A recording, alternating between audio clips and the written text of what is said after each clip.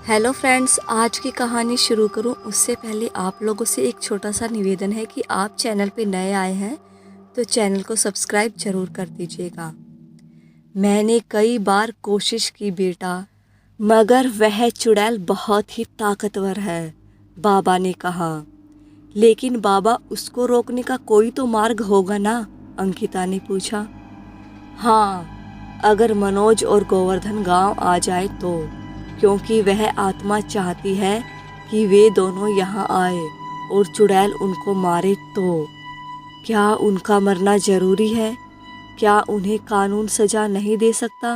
अंकिता ने कहा। हम चाहे लाख कोशिश कर ले बेटा, मगर वह चुड़ैल जब तक उनकी जान नहीं लेगी तब तक उसका बदला पूरा नहीं होगा, और तब तक ये गांव भी शाप से मुक्त नहीं हो सकता। हाँ, हम सहमत है बाबा आपकी बात से। अब बस उन दोनों का आना बाकी है। तब तक मैं एक हवन करता हूँ ताकि उस चुड़ैल की शक्तियों को कुछ कम कर उसको मुक्ति दे सके।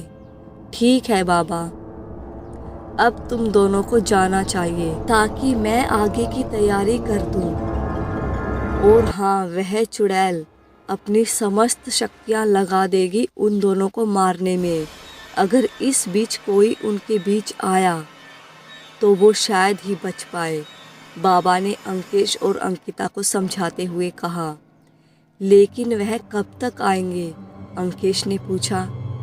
जिस तरह चुड़ैल ने सेठ हुकुमचंद को मारा है, वह अपने पिता के अंत्येष्टि पर जरूर आएंगे, और शायद अब तक तो उन्हें पता भी लग गया होगा।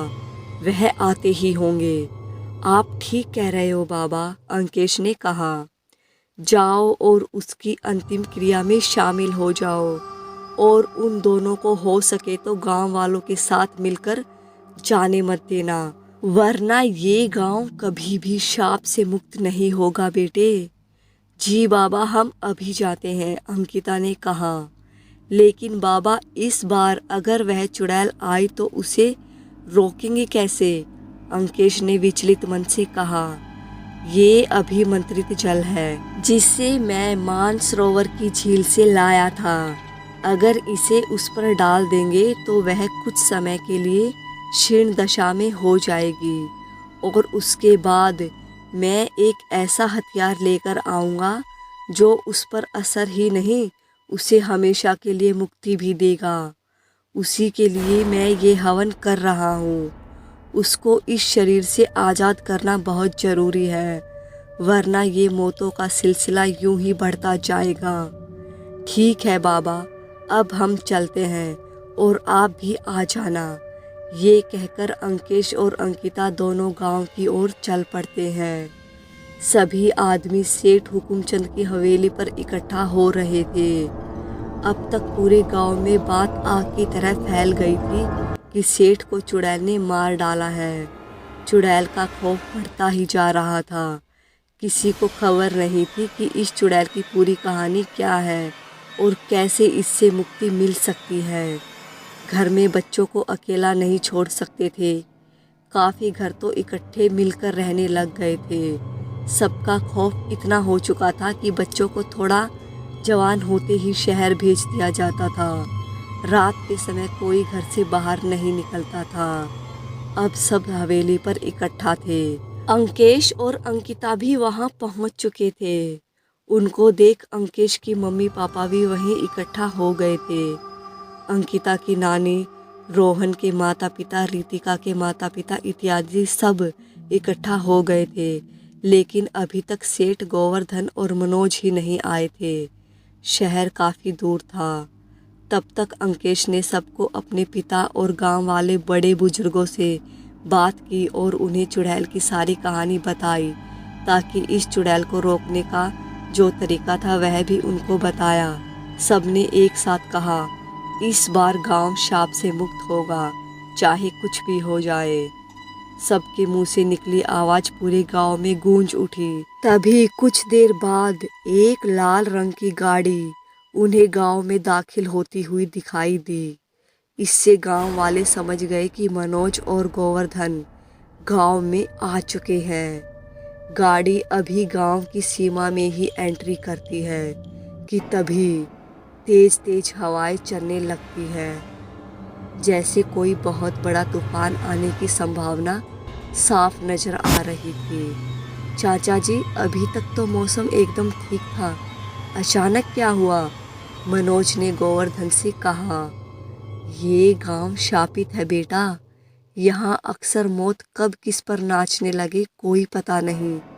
अच्छा? हाँ, पापा भी अक्सर जिक्र करते थे और हमें यहाँ कभी नहीं बुलाते थे। मगर हमें क्या पता कि उनकी मौत की खबर पर ही हमें आना पड़ेगा। गोवर्धन की आंख में अपने भाई के लिए बहुत स्नेह था। तभी धड़ाम की आवाज के साथ ये क्या हुआ? अचानक मनोज के मुख से निकला। तभी गाड़ी का एक पहिया एक गड्ढे में फंस जाता है। गोवर्धन काफी कोशिश करता है, मगर गाड़ी निकलने का नाम ही नहीं ले रही थी।